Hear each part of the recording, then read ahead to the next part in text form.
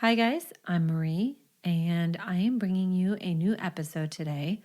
Maddie started a new job, so she's been very busy. So today you get just me, which might be just as well because today does involve the death of a child. And we know how much Maddie hates these episodes. Although we all hate these episodes, but we know that they still happen.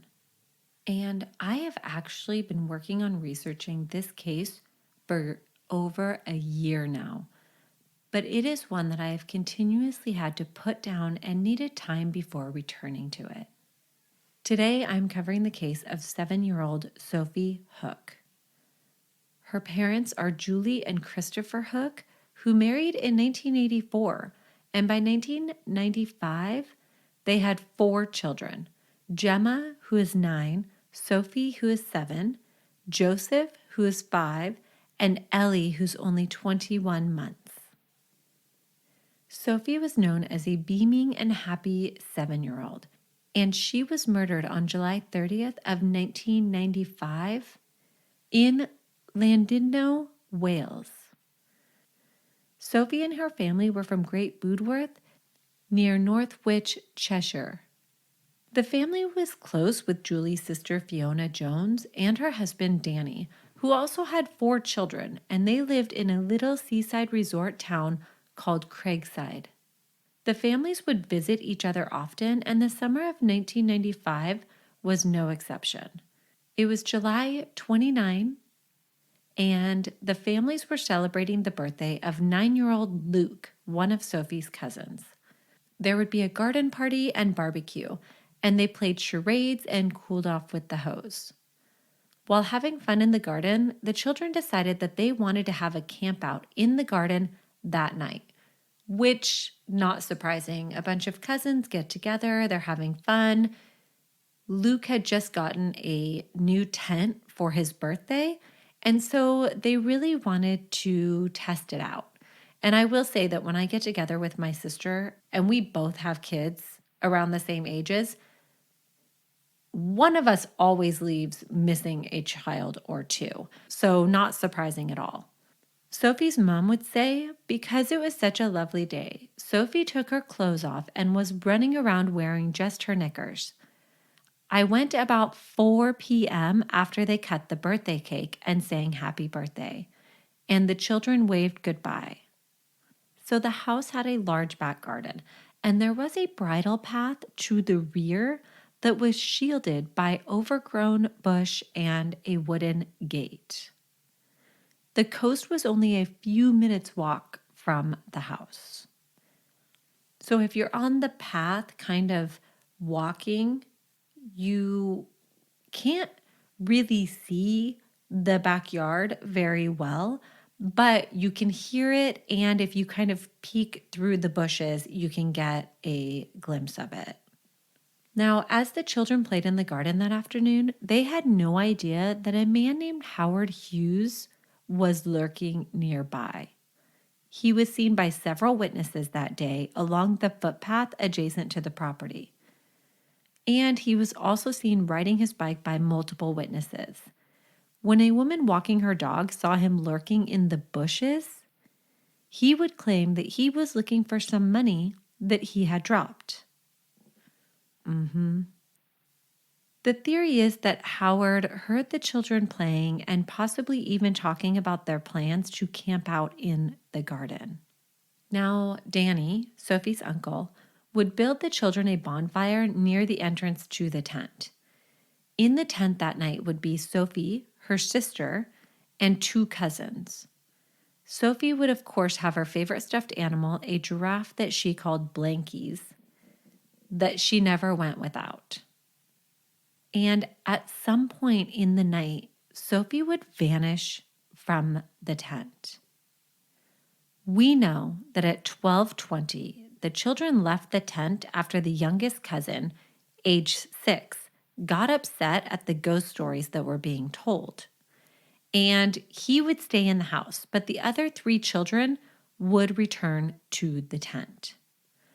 We know that Sophie's uncle Danny went to check on the children in the tent between 12:40 and 12:45, and all of them were sound asleep. He did leave the back door ajar in case any of the remaining children decided to come back inside before he went to bed. Sophie's cousin would wake up in the morning around 2:30 a.m., and Sophie was still asleep in the tent. So we have 3 kids left at this point, and he said that Sophie was sleeping right in the middle. We also know at 2:55, so this is not even a half hour after we know Sophie is still sleeping in the tent, Howard Hughes is approached by a police officer who saw him lurking in the area, but I couldn't find any information on what directive was given or what questions were asked. But we know that contact was made between Hughes and a police officer at 2:55 a.m. in the vicinity of Sophie's uncle's house. At 7:15 a.m., Sophie's sister and cousin would wake up and realize that Sophie was gone, and her stuffed giraffe, Blankies, was left behind in the tent. When they went inside, they would discover that Sophie was not there either, and the family would immediately search for her. And her family said that they knew something was terribly wrong because Sophie would never go anywhere without her stuffed giraffe. And after searching and finding nothing, they would call the police at 8:20 a.m.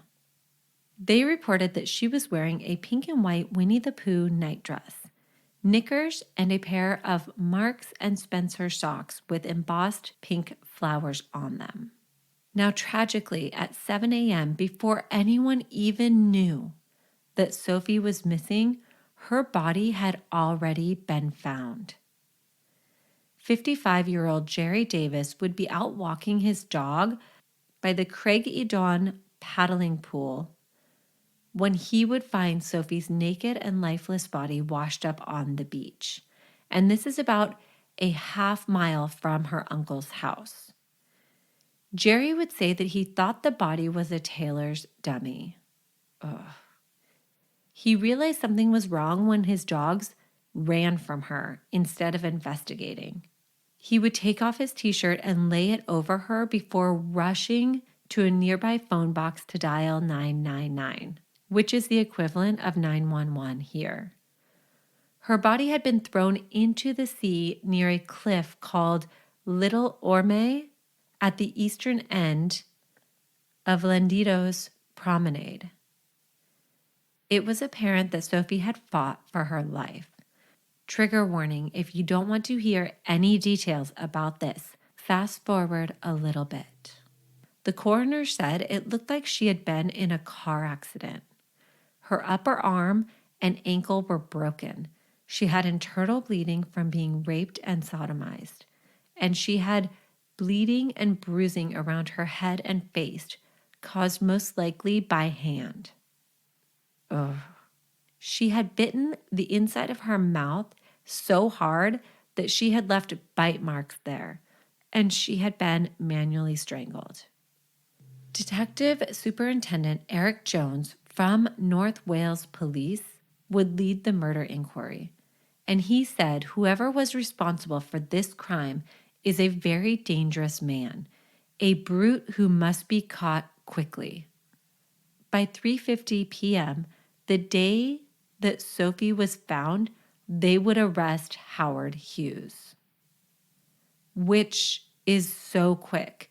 But we know that people saw him in the area. We know that a police officer made contact with him. I do think it's crazy how fast they made this arrest. So if Howard Hughes is responsible for the kidnapping and murder of Sophie Hook, then he was somehow able to get her from this tent where she is sleeping between 2 other kids without rousing or waking any of them. Sophie's mother said that she was very wary of strangers and would not go with a stranger willingly. But Sophie is small and could have been picked up in her sleep and taken from the tent. So, our suspect, Howard Hughes, is a 30-year-old unemployed gardener. Hughes was born on June 9 of 1965 to Gerald and Renee Hughes. He had 3 older sisters, and his father was a well-respected civil engineer who operated a successful contracting and quarrying firm. Hughes had a lot of behavioral issues along with a learning disability. He was also born with the sex chromosome abnormality of XYY syndrome, which caused him to grow at an increased speed, and he would be 6 foot by the age of 11 and would eventually grow to be 6'8". And this might explain why so many witnesses remembered seeing Hughes, because he's very tall and would most likely stand out. His father would pay for him to attend private school. After a slew of disruptions and outbursts, he would be kicked out. And his father would offer to pay double tuition fees to keep him in, but at the age of 10, he would be sent to Bank Hall, which is a residential school for educationally subnormal children. Does that mean learning disabilities? I'm not really sure. Sounds like it, though. In 1979, he transferred to Woodlands Private School, where he failed to gain any qualifications. He would be sent to the Brine Eston Children's Home in Wexham in the hope that they could do something with him. And in the 1980s, it was discovered that the school was a major pedophile ring, and it was believed that Hughes was abused at this school during his time there. Now, in 1981, when Hughes was 16 years old, he kidnapped a 7-year-old boy, exposed himself, and made indecent suggestions before trying to strangle him. His victim would say, "He picked me off the ground and threw me down. He was a very strong man. He wound up astride me with both hands around my neck." And at this point, this poor boy pretended to be dead until Hughes left. And for this crime, Hughes would be placed on a 2-year mental health supervision order and committed to St. Andrew's Psychiatric Hospital. And when released, he went home to live with his mother, who had recently separated from his father. And this was in Colony Bay, North Wales. 2 years. Okay? For attempted murder, 2 years. He is 16 at the time, but by the time Hughes is 19, he has 17 convictions ranging from assault, burglary, theft, criminal damage, threatening behavior, motoring offenses, and weapons charges. He served 3 months in a youth detention center for a motoring offense and 7 months in an adult prison for theft. And after getting out, he was accused of indecently assaulting girls aged 3, 5, and 9. He had also been interviewed in connection with 5 allegations on behalf of children, but these cases went nowhere due to parents and victims not willing to press charges or insufficient evidence. The day that Sophie is murdered, he is picked up by police. He is questioned and charged. But on August 3, 1995, the Crown prosecution and police agreed that there was not enough evidence to charge Hughes, and at 3 p.m., he would be released. Police, however, would immediately rearrest him on possession of indecent images of children that had been found at his home, including a collection of girls' underwear hidden in a stone wall of his house. Oh, gross. Gross, gross, gross. Within 7 hours, he would again be charged in the murder of Sophie Hook. Now, police say that when his dad, Gerald, came to the police station and into the glass-fronted room, Hughes broke down and he would confess. So when his dad gets into the room, he says, If I'm going to stay in this room with you, I must know if you did it. To which Hughes responded, Dad, I did it. You don't know what it's like to be sexually frustrated. You don't know what it is. And then he said that his son told him the unprompted story. He said, he went to the garden first Saturday afternoon and invited one of the girls to go with him, but she refused. And then he would return after 2 a.m. He said that he approached the tent. He said, I persuaded the girl to go with me down to the beach. And he said, I've been sexually frustrated since 1990. Fuck you, Hughes. I can't even. He then said, we went to the sea and the girl started to scream. I put my hand over her mouth and I kept it there until she stopped. I took all her clothes off and threw her body into the sea. I think you left some convenient things out of that story there, Hughes. In a state of turmoil, he asked his son if he had sexually assaulted the little girl and received an immediate confirmation from his son. Now, at this point, Hughes' sister Heather shows up, and her father told her, he did it. He's just told me that he's done it. She went over and started to question her brother, and her dad said, there's no point going over it again. He's done it. When his dad came out of the room, he was asked to make a statement, but he refused. He initially told the detective, I will tell you this and only this, that if Howard is involved, this is the route by which he went home. He then went home and had a family meeting before calling detectives and telling them everything that his son had confessed. It wouldn't be long before Hughes would recant this confession. Shocking. Detectives would check his route home based on the information that they had gotten from Hughes's dad. And in the bushes along this route, they would find Sophie's Winnie the Pooh nightgown and her underwear. Chemical traces found on her clothing were identified as similar to those on a jar of jungle formula, which I think is an insect repellent, that was recovered from Hughes's home. They were not able to test his denim jacket, jeans, or shoes that he was wearing that night, as they had been washed, they believe, by his mother. Which, why? I've never taken my children's jackets and shoes and washed them unprompted.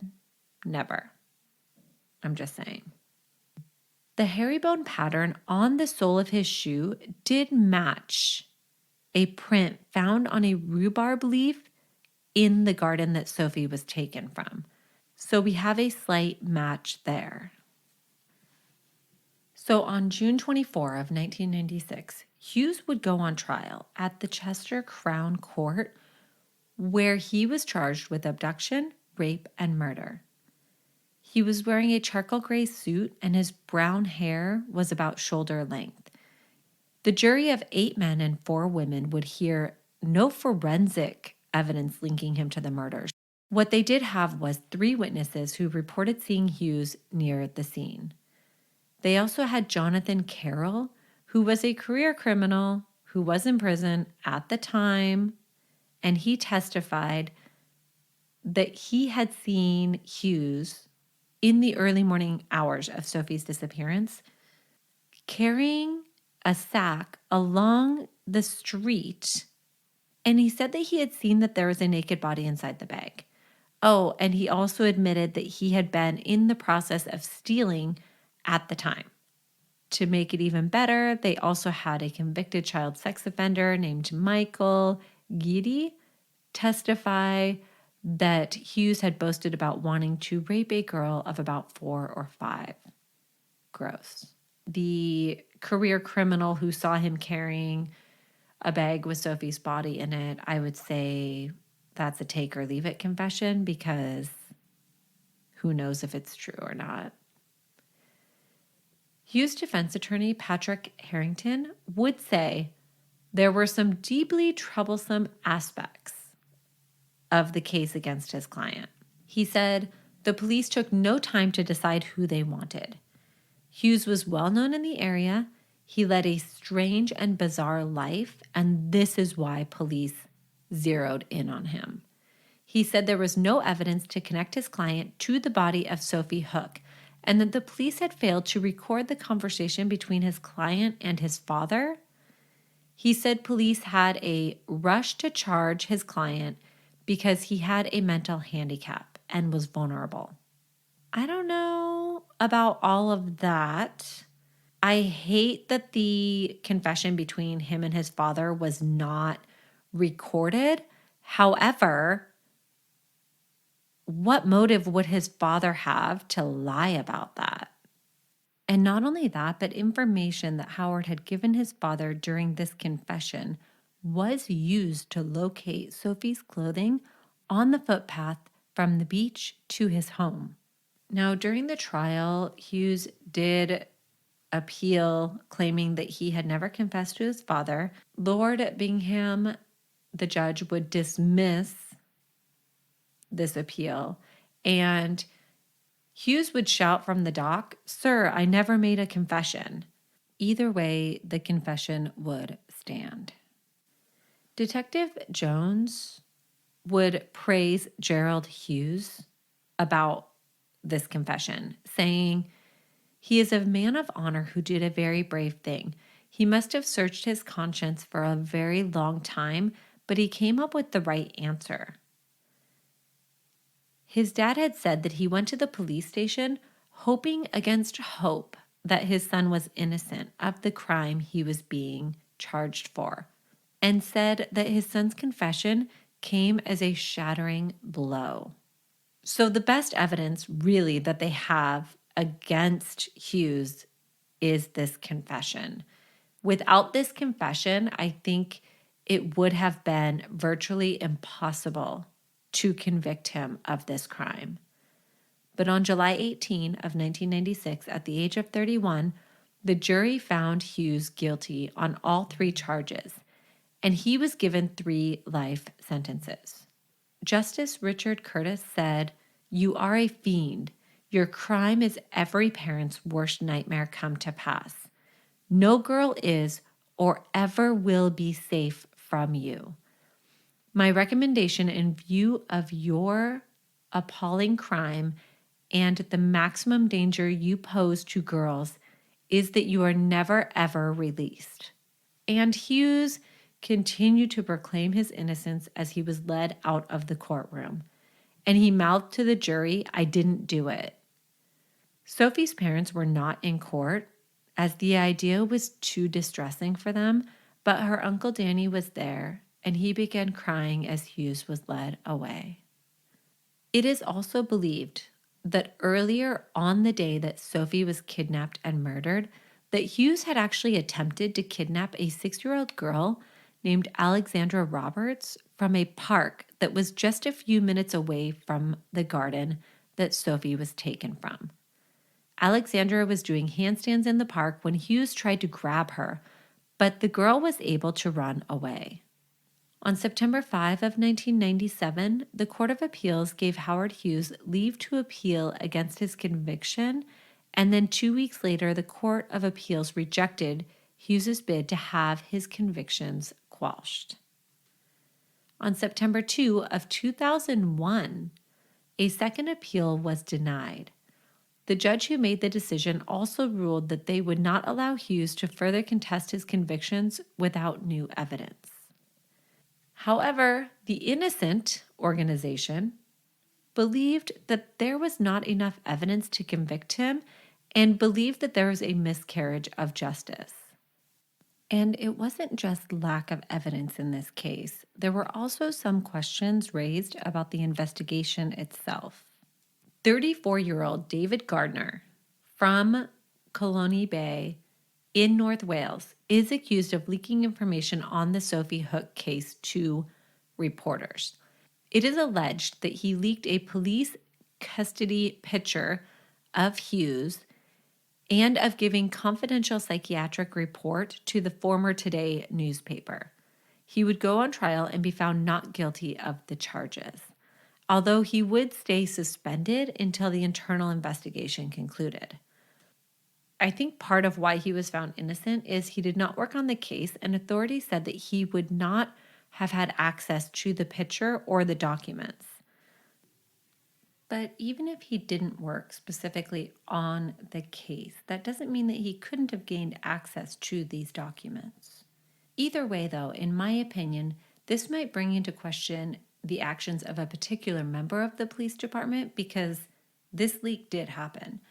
But I don't feel like it necessarily brings in question the integrity of the entire investigation. The culprit of the leak has never been identified. With things the way they currently are, Hughes would not be eligible for parole until he is 80 years old. Good. Now, in 1998, Hughes launched a compensation claim against the Byron Estein Children's Home, where he claimed that he had been abused as a child. This was one of the biggest scandals in the UK, as it was the subject of 138 complaints of physical and sexual abuse, and was considered one of the biggest pedophile rings in the 70s and 80s. But Hughes, what are you going to do with that money? You're in jail. You're not getting out. This case really is the thing of nightmares for all parents. Julie Hook, Sophie's mom, would say, "I kissed them goodbye and said, 'I'll see you tomorrow.' It was not the area where you would fear for your children's safety, especially when sharing a tent with others in a fenced-off garden. I protected my children so much. They were not allowed to cross the road on their own. We both feel very, very sorry that the one time she needed us most, we were simply not there for her. And that feeling will never go away." And this case also had a profound impact on the entire community. The man that found Sophie, Jerry, he said, "It's something I will never get out of my head. It's never going to go. It's entrenched in my brain. I feel so sorry for her family, her parents, and other relatives. They will never get over it. It's such a shame that it happened on a summer's evening in a place like Landindo." He would even attend Sophie's funeral at her parents' request and would break down crying when looking at the pallet with Sophie's pictures on it. But that is the story of little Sophie Hook. It's absolutely heartbreaking. I hate that things like this happen. I hate that there are even stories like this to cover. And I promise our next story will not be about a child. Thank you so much for listening. If you want some more episodes or bonus material, go and check us out on Patreon. We have lots of bonus episodes on there right now and would love your support. We're also getting our Christmas cards ready to send out this year to our Patreon, so we would love to see you guys over there. All right, thank you so much for tuning in, and we will talk to you soon. Bye. 1, 2,